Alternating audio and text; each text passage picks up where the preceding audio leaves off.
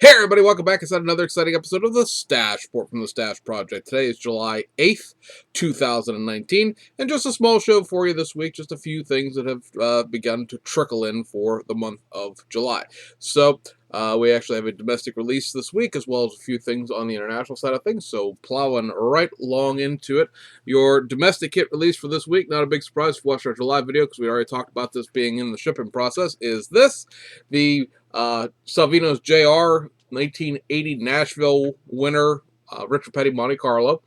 So this is just a reissue of their square headlight Monte Carlo with some STP decals thrown in for the King. So these secondary releases that they do are somewhat more limited in quantity than the original runs. So, if you do want one of these, I wouldn't say they're necessarily going to sell out like any second, but, it's always good to be on the front end of that train, as it were. Buy two, sell one later, that kind of thing. But be that as it may, that's out there for you folks that are interested in vintage NASCAR. We have one Fujimi kit that's actually from last week. Should have been in last week's video, but I kind of forgot about it. I lost it in my sea of images. And that is this. It is a reissue of their Porsche 911 Turbo Flat Nose. This is the Real Sports Edition. That is a Real Sports Edition, meaning it's not the Enthusiast Series kit. This is the curbside version. It's about 70 pieces. It uses the body and stuff like that from the Enthusiast Series kit, but it is obviously much more simplified chassis, much more simplified interior, and obviously doesn't have any of the drivetrain components and engine or anything else like that. It is just a curbside. I'm not sure why the flat nose gets no Enthusiast Series love. There was an Enthusiast Series of this kit. I have it, but it has not been reissued for a while. I'm not sure what the deal is behind that.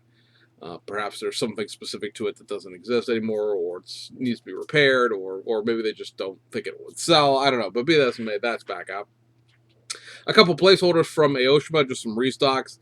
So you have this. This is, of course, the venerable Lamborghini Aventador Roadster and the Lamborghini Aventador 50th Anniversario. So those two Lambos are back out there.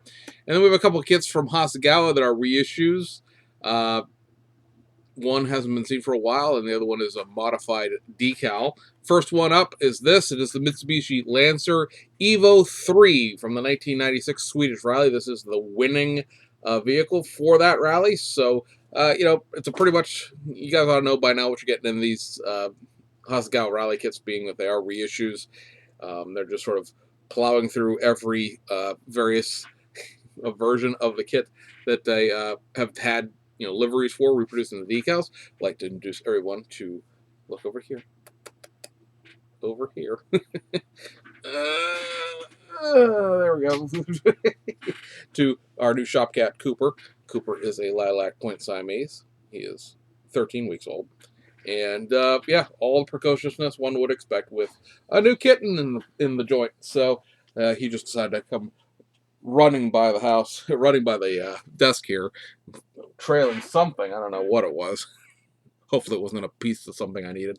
And hopped up on my lap. It's playing with our other cat down here, so apologize in advance for any crashing or banging. So anyway, like I said, the Lancer Evo 3, it's an older kit at this point, and so are all these rally liveries. So if you're interested in that, that is back out.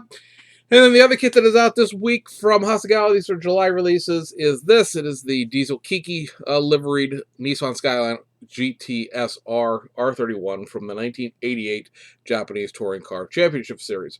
So this kit, the way the decals are set up in it, you can build any of the versions from throughout the series. They did not run all 8 races for whatever reason. They did not run the first race. Actually, I believe they ran an R30 in the first race before they got their R31 in. They ran the other 7 races of the year, and with the decals, you can build any of the 7 cars. Specifically on the decal callouts are the, I believe it's the 5th race of the season, which is what you see here on the box art, and then they also specifically did the decals for the Fuji Intertech race at the end of the year, the last round, which has 3 drivers in it because it is a longer race, and a few of the sponsorships are a little more different than they will be throughout the season. But there are a couple of different ways the driver pairings are arranged, so you can like I said, build this pretty much any way it was raced throughout the 1988 season. That I believe it is the 7th race of the season at Sendai is their best finish. They podiumed and got a 3rd. Otherwise, they're sort of an also ran car that year. But it's fun to have another version of this out. Aoshima does have the R30 version of this car with its Diesel Kiki livery. That was done when they sort of redid their R30s as race cars.